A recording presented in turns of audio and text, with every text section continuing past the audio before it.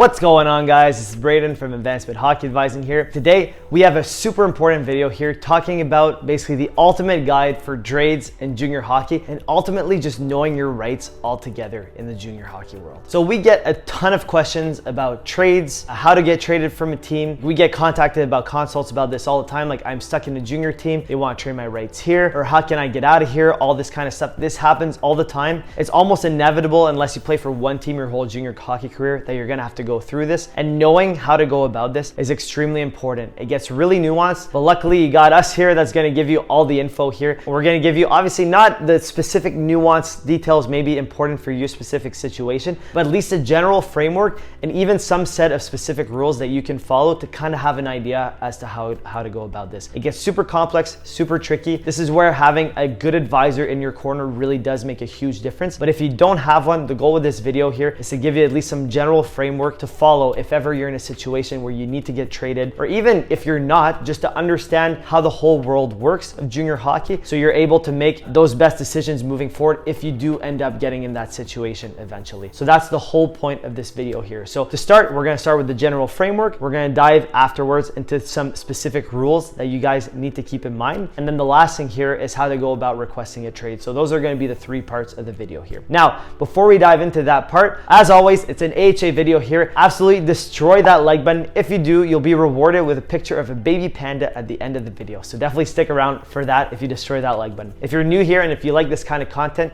consider hitting that subscribe button and notification bell so you never miss another video moving forward.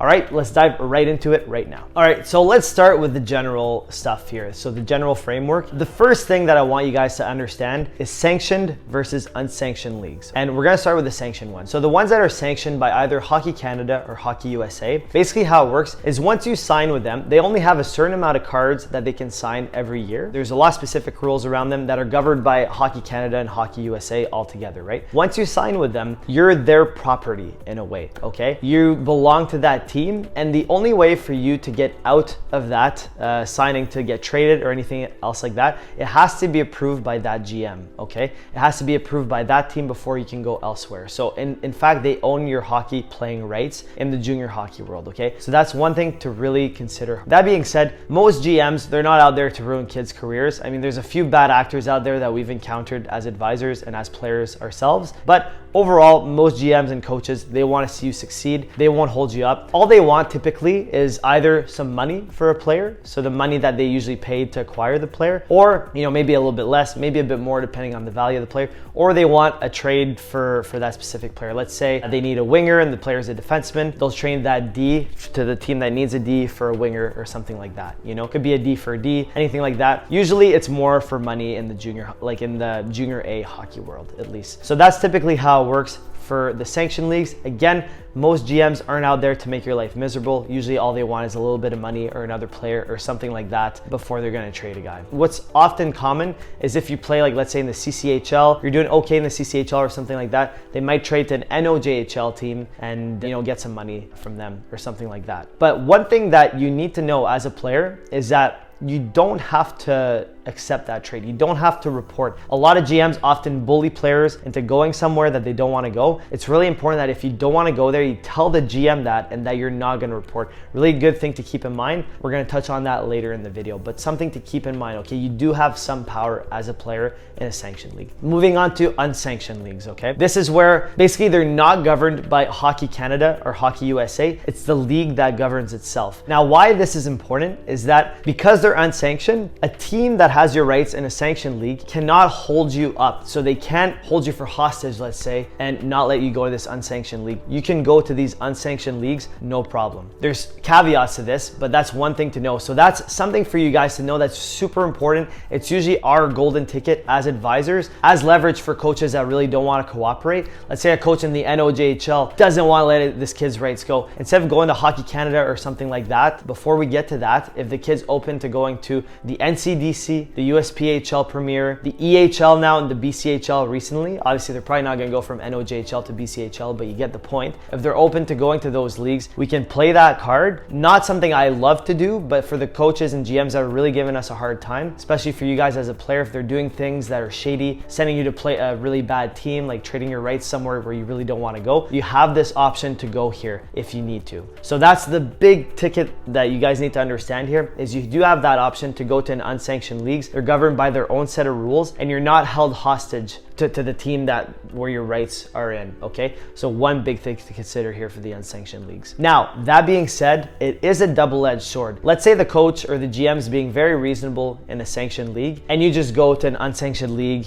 for whatever reason, and you don't tell them anything, you don't leave on good terms. That's one thing. But now, if you want to go back to one of the sanctioned leagues, let's say you were there and you either want to go back to that team because it didn't work out in the unsanctioned leagues, or you want to go to another team, let's say the AJHL that is in a sanctioned league, you want to go there, there's a team interested in you, you're going to have to go back through the GM that you left in the sanctioned league, okay? And chances are, if you didn't leave on good terms, they're not going to go out of their way to make your life easy. Some will they'll take the high road and they'll help you out, but most will be pretty bitter about you just leaving like that to go to an unsanctioned league, maybe to pursue a better opportunity or for whatever other reason. So it's a double-edged sword. Really be careful how you use this tactic. Definitely try not to burn bridges and to preserve relationships, even though you have this option. To really use this card, it's really only there if GMs don't want to cooperate. So something to keep in mind, again, those are the big overview difference between a sanctioned and an unsanctioned league. And just so you guys know, again, in terms of caliber and order, the 4 leagues that you can go to that are unsanctioned that I'd recommend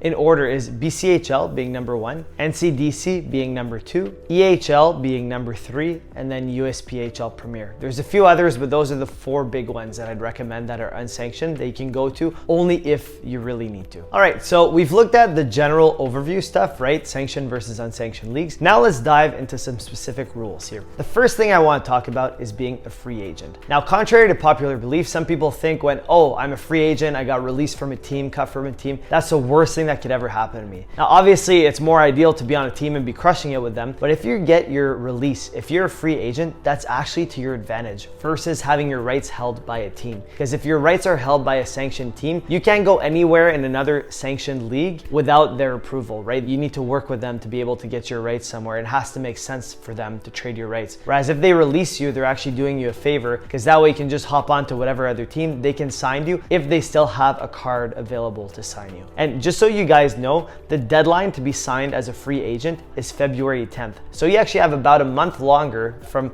other people that need to be signed that aren't free agents, in Canada at least, that is January 10th. So in Canada at least, it doesn't apply everywhere, but you do have quite a bit longer to get signed if you're a free agent. Again, a team has to have a card to sign you. But if they do, then you're much more valuable to them because they don't have to pay another team some money, they don't have to trade a player for it. Like, it's much easier for them to sign you in that case. So being a free agent is a good thing. Other deadlines to look out for here. First is the trade deadline in Canada. It's January 10th, all right? In Canada, it's usually year by year, always the same date, January 10th. The time varies throughout the day, depending on which league you're at, but overall, January 10th. So there's a trade freeze also from December 1st to January 2nd, I believe. I could be wrong on the January 2nd date, but somewhere around that line. There's a trade freeze, and then once that freeze is done, for about a week until January 10th, there's a lot of trades that are usually going on that time up until the trade deadline. So it's a really active period at that point. So I want you guys to be aware of these dates in Canada. In the US, the trade deadlines typically, it varies league by league, but it's typically sometime in February. Again, it varies. Some years it changes. It's a bit more nuanced in the US compared to Canada, where it's usually more a hard, fast rule. And in unsanctioned leagues, it really varies by league. Sometimes it can even vary by team. It really depends on the unsanctioned league. It's a bit of the wild, wild west, but typically the rules change year by year, league by league. It really varies. These are some deadlines that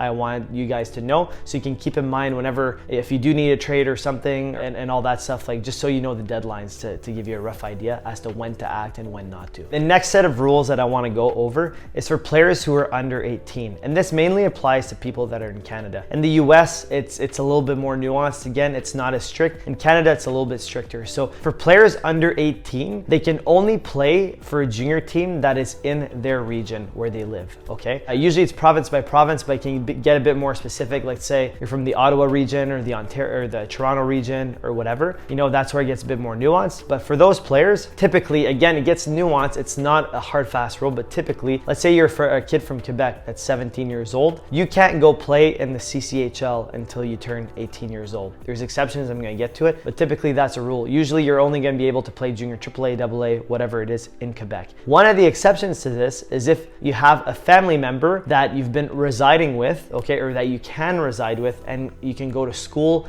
in a particular location, then you can play in the different leagues. So for example, you're this player from Quebec, 17 years old, but you have an aunt that lives in Ottawa and you're planning on going there, or in Orleans or whatever, you're planning on going there and living with them and going to high school in Ottawa. Well, in that case, if there's a CCHL team that wants you either in Ottawa or wherever, you can actually go play for them because you live in that area, even though you're under 18. There's a few other nuanced rules. It gets really complicated. There's even some cases where I heard people go to court to explain why they can play in these leagues. It's complicated, but overall, as a general principle, you have to play in your location if you're under 18, or you can go and live with a family member or something, and you can kind of bypass that rule because you're living in that residence. It gets a bit more nuanced, but that's it as a principle. So the last set of specific rules that I want to touch on here is drafts and tenders. They're very similar. The biggest difference I could get from the drafts and tenders is that draft, you don't really have a say in who drafts you, right? Whereas tender, you actively sign the letter of intent, okay? That's the biggest difference,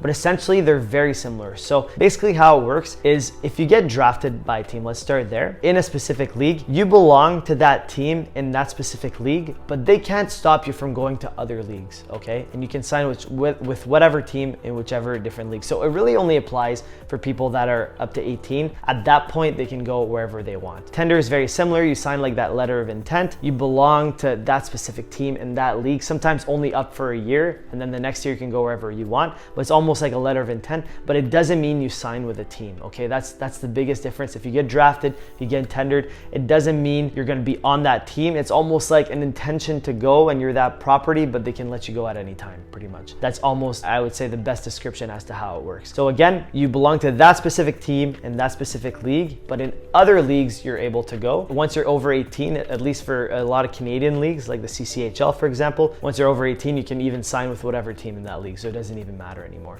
So things to keep in mind for drafts and tenders at the junior A level. So we've covered the general overview of sanctioned versus unsanctioned and how you can utilize that with the unsanctioned leagues. We've covered the specific rules, drafts, trade deadlines, all that kind of stuff, of being under 18 and all that. Now we're gonna cover basically if you think you have a hunch that you need to get traded, how do you even go about navigating that process? The first thing I would say, the most important, is always talk to your GM or your coach, okay? Super, super important that you do that, because if you don't do that, if you just jump ship, go home, and do something impulsive without talking to them, yell at them and leave, or just go to an unsanctioned league without telling them anything, right? As a coach, some of them will take the high road. They won't take it personally. They'll still help you if you need to go back. But if you do need to go back, you do that. A lot of coaches, probably won't go out of their way to help you out. They'll probably be a little salty that you did that. If you do need help in the future, if you want to go back to their team, or if you want to go to another team in a sanctioned league, they won't go out of their way to help you, okay? So really important, talk to your coach so you avoid that situation. And also, by talking to your coach or your GM, sometimes you might just resolve the issue, whatever it was. You might talk it out, resolve the issue, and things might be smooth sailing from there, okay? So really important, before you jump the gun, before you want to get traded or anything, go talk to your coach. Super, super important. Step number 2 here. Let's say you talk to them, for whatever reason, a trade's inevitable, okay? You guys just basically say, hey, like we can agree to disagree, whatever, come to the conclusion that a trade's the best move. Then once you talk to them, you ask them, can you put me on the wire? What the wire is basically this platform where coaches, GMs, even advisors can access it. People in the hockey world can access the wire. They can see who's available for what price and all that kind of stuff, or what a team wants from them. And then they can, send offers and offer a deal and stuff, okay? That's how the wire works. If they put you on the wire, that's one thing. It can be advantageous. You might get offers offers right away. But if not, if it's a little bit slow on the wire, which it often is because people don't actively check it every single day. If it's a little bit slow, this is where, with your coaches and GM's permission, reaching out to other programs could be a good idea. Now, you can hire an advisor to do this. I'd recommend it so you don't kind of get bullied and lost in the shuffle and all this kind of stuff. So you get the best possible deal for it. But if you don't have access to an advisor, doing it yourself with your coach's permission is a good idea, just because the wire sometimes doesn't tell you the whole story. It's good to actively reach out in case there's a coach that didn't check the wire in the last couple of days, okay? So really important to do that. So that would be step number 2. And then step number 3 is once you have like some interest from different coaches, if you only have one, you talk to the coach, see if it's the right fit. But if you have multiple offers, it's really important to talk to every single coach and GM, get a feel for it, see how you like them, see what your role on the team is gonna be, and then go from there. Talk to your parents, talk to your current GM about it, talk to your advisor if you have one, to kind of get a gist of, which one you like better, feel out for everything, and then come to a decision. Make your decision, get the trade, and hopefully, once you get to your new team, things really start smooth sailing and going from there. But I would say that's the general framework you want to follow when you want to approach doing a trade with your current team. All right, guys, that is it for the video. Quick recap of the main principles. Again, sanctioned versus unsanctioned leagues is the biggest thing you have to understand, and that you can go to unsanctioned leagues if you're really stuck in one of the sanctioned leagues in an unfavorable situation. That's principle number 1. Second thing, Hockey Canada, Hockey USA, and unsanctioned leagues all have their own rules, sets of trade deadlines, and everything. So really important that you pay attention to these, that you know these, and that you remember them moving forward if ever you need to utilize them, okay? Third thing here, really important to follow the steps that we mentioned above. If you need to go through a trade, really follow them. Don't skip steps. Really make sure you do it the right way, because you can get burned if you don't, okay? So really remember that, super important. All right, guys, that is a wrap for the video. Thank you so much for watching. We hope you got a lot of value out of this. It was a really long video to make. Honestly, we put a lot of effort, a lot of nuance and all this stuff in this video here, but we thought it was necessary because it's really important that you know all these different specific rules so you know how to best move forward, okay? So super important with that. Hopefully you guys enjoyed it. If you did, and if you haven't already, absolutely destroy that like button. It goes a long way for the YouTube algorithm. And if you have at the beginning of the video, and now, we're gonna reward you with this promise that we made here of a picture of a baby panda. Aww. Isn't it beautiful, guys? Absolutely. If you're new here, also consider hitting that subscribe button and notification bell so you never miss another video moving forward. If you want to reach out to us with your specific situation, well, if there's any comments you want to leave, definitely leave a comment down below. But if it's something more personal, your story, a trade that you're stuck in, anything like that, feel free to send us a private email at info@ahadvising.com, and we'll get back to you as soon as we can. All right, guys, thanks so much for watching. We'll catch you on that next one.